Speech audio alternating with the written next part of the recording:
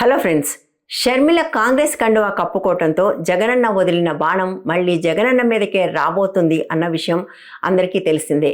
అయితే 9 ఏళ్ల పాటు తండ్రి చనిపోయిన తర్వాత కూడా కలిసున్న అన్నా చెల్లెల మధ్య విభేదాలు ఎందుకు వచ్చాయి, అది శత్రుత్వంగా ఎందుకు మారింది, అందుకు దారితీసిన రాజకీయ, ఆర్థిక, కుటుంబ కారణాలేంటి, ఈ బాణం ఆంధ్రప్రదేశ్ రాజకీయాల్లో ఎటువంటి ప్రభావాన్ని చూపించబోతుంది అన్న విషయాలు మనం ఈరోజు వీడియోలో మాట్లాడుకుందాం. విశ్లేషణలోకి వెళ్లే ముందు చాలామందికి తెలిసిందే అయినా చరిత్రను కూడా ఒకసారి గుర్తు చేసుకుందాం. ఉమ్మడి ఆంధ్రప్రదేశ్ ముఖ్యమంత్రిగా ఉన్న వైఎస్ రాజశేఖర రెడ్డి 2009లో మరణించిన వెంటనే అప్పటిదాకా రాజకీయాలకు దూరంగా ఉన్న ఆయన కొడుకు వైఎస్ జగన్మోహన్ రెడ్డి ముఖ్యమంత్రి కావాలని అనుకున్నాడు. అందుకోసం ప్రయత్నాలు చేశాడు. బట్ దానికి కాంగ్రెస్ అధిష్టానం సమ్మతించలేదు. ఆ తర్వాత కాలంలో క్విడ్ ప్రోకో కేసులో ఆయన జైలుకు కూడా వెళ్ళాడు. వైఎస్ షర్మిల రాజకీయ రంగ ప్రవేశం అప్పుడు జరిగింది. ఎప్పుడైతే అన్న జైలుకు వెళ్ళాడో అప్పుడు రాజకీయ వారసత్వాన్ని తన భుజాల మీద వేసుకుని వైఎస్ షర్మిల అన్న కోసం పాదయాత్ర చేపట్టింది. అప్పుడు ఆమె వాడిన మాటే నేను జగనన్న వదిలిన బాణాన్ని అని. నేను జగనన్న వదిలిన బాణాన్ని. నిజానికి ఆయన జైలులో ఉన్నంతకాలం ఆ పార్టీని నిలబెట్టే బాధ్యత ఒక రకంగా ఆమె ఒంటరిగా మోసింది. వైఎస్ జగన్మోహన్ రెడ్డి భార్య భారతి, తల్లి విజయమ్మ ఆమె వెనక మాత్రమే ఉన్నారు. ముందుండి నడిపించింది మాత్రం షర్మిలనే. కానీ 2018 వచ్చేసరికి కథ మారిపోయింది. జగన్ జైలు నుంచి వచ్చాడు. రావటమే కాదు, మరొక పాదయాత్ర కూడా చేపట్టాడు. 2018 వచ్చేసరికి ఆంధ్రప్రదేశ్ ఎన్నికల్లో వైఎస్ జగన్మోహన్ రెడ్డి ఒక ప్రత్యామ్నాయంగా కూడా కనిపించారు. అంటే వైఎస్ జగన్ అధికారంలోకి వచ్చే అవకాశం ఉంది అనేది దాదాపుగా ఖరారైన సందర్భంలో వైఎస్ జగన్కి షర్మిలకి విభేదాలు వచ్చాయి. అందుకు ప్రధానమైన కారణం రాజకీయ వారసత్వంలో వాటా కోరటమే.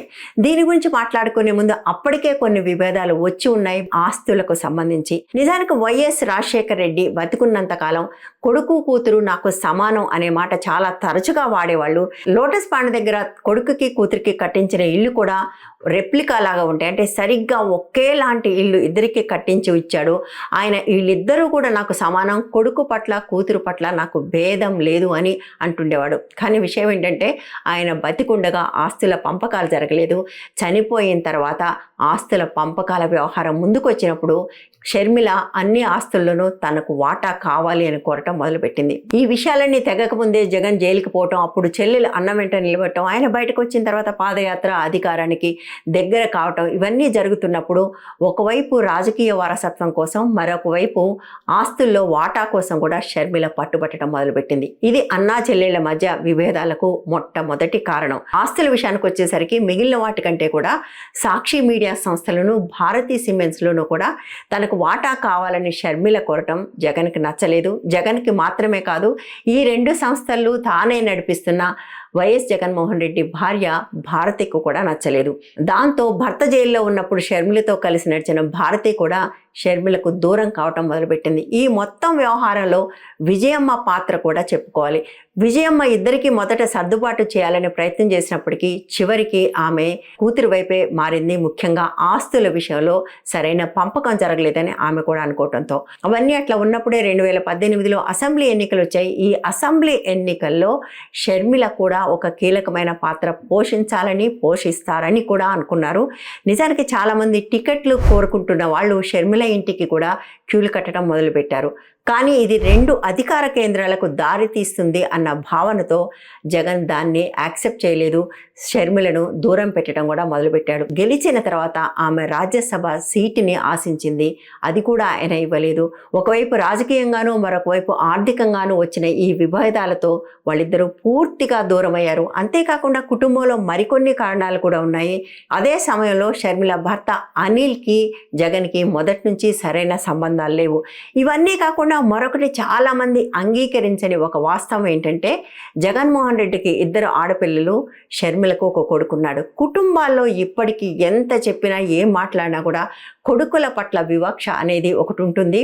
వైఎస్ రాజశేఖర రెడ్డి షర్మిల కొడుకు రాజారెడ్డి తన తండ్రి పేరు పెట్టుకున్నారు. ఆయన్ని కూడా చాలా దగ్గరికి తీసేవాడు. ఇప్పుడు ఆ పిల్లవాడికి పెళ్లి కూడా జరగబోతుంది. సో ఇది కూడా కుటుంబంలో ఒక చిన్నపాటి కనపడని విభేదాలకు ఒక కారణం. కొడుకున్న షర్మిల అంటేనే రాజశేఖర రెడ్డికి ఎక్కువ ఇష్టం అనే భావన కుటుంబంలో కొంతవరకు ఉంది. అది కూడా షర్మిలకు భారతికి మధ్య విభేదాలకు కారణమని చాలా దగ్గరగా చూసిన వాళ్ళు అంటారు. బట్ ఏదేమైనప్పటికీ ఈ అన్ని కారణాలతోనూ వీళ్ళిద్దరికి మధ్య విభేదాలు వచ్చాయి. కానీ ఈ మొత్తం వ్యవహారంలో షర్మిలకు రాజకీయంగా అంబిషన్ మొదలైంది. అక్కడే ఆమె పెద్ద తప్పటడుగు కూడా వేసింది. తన రాజకీయ జీవితానికి ఆంధ్రప్రదేశ్ని ఎన్నుకోవటానికి బదులుగా తెలంగాణను ఎన్నుకుంది. తెలంగాణ కోడల్ని అంటూ తెలంగాణ వైసీపీ పార్టీని ప్రారంభించి ఇక్కడ టీఆర్ఎస్కి ఒక ప్రతిపక్షంగా మారే ప్రయత్నం చేసింది. అన్న జగన్ కేసీఆర్ కుటుంబానికి, కేసీఆర్కి, బీఆర్ఎస్కి దగ్గరగా ఉంటే ఈమె మాత్రం బీఆర్ఎస్ మీద విపరీతమైన విమర్శలు చేస్తూ తెలంగాణలో రాజకీయంగా ఎదిగే ఒక ప్రయత్నం చేసింది. అయితే ఆ ప్రయత్నంలో ఆమె పెద్దగా రాజకీయంగా ఎదగలేదు. కానీ ఈమె రాజకీయంగా నిలబడుతుంది, ఈమెకి పర్సిస్టెన్స్ అండ్ కన్సిస్టెన్సీ ఉంది అనే ఒక నమ్మకం మాత్రం కలిగింది. 5 ఏళ్ళు గడిచేసరికి ఆమెకు అర్థమైంది తెలంగాణలో తాను పెద్దగా చేయగలిగేది ఏమీ లేదని. అందుకోసమే తెలంగాణ ఎన్నికల ముందు కాంగ్రెస్ పార్టీలో కలవాలని ప్రయత్నం చేసింది.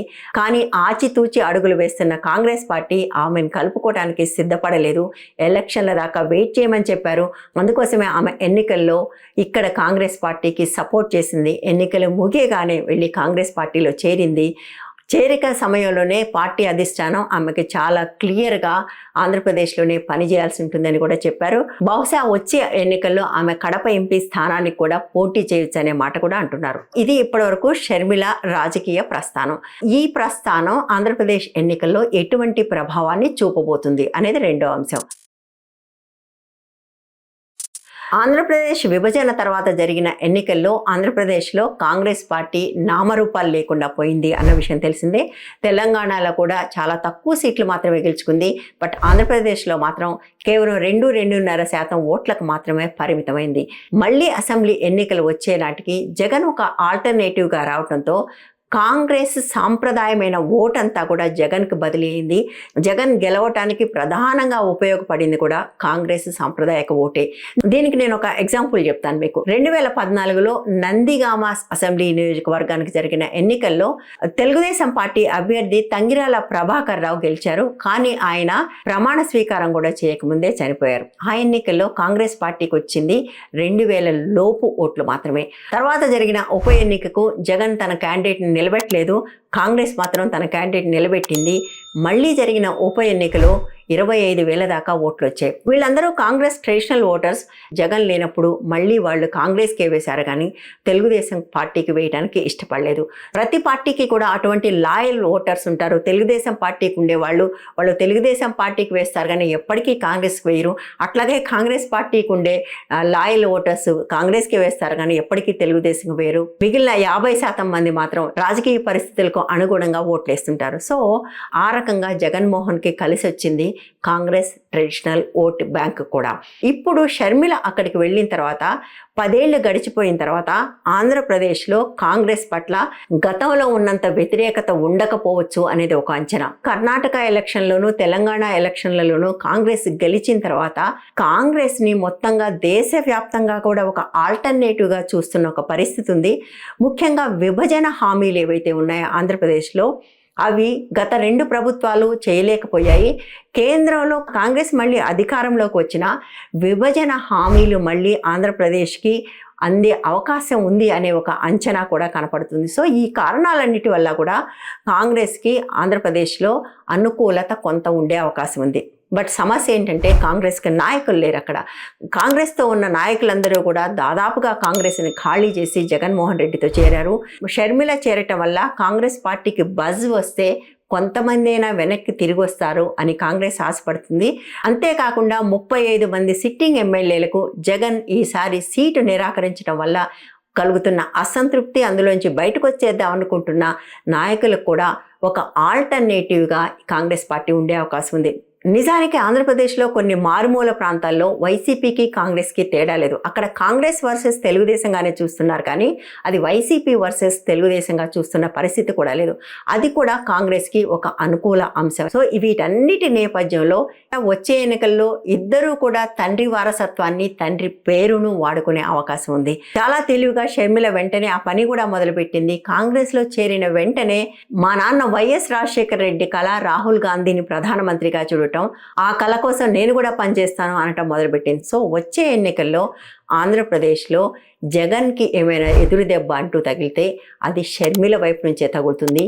ఈ అన్నా చెల్లెళ్ళ విభేదాలు తెలుగుదేశం పార్టీకి లాభించే అవకాశం ఉంది.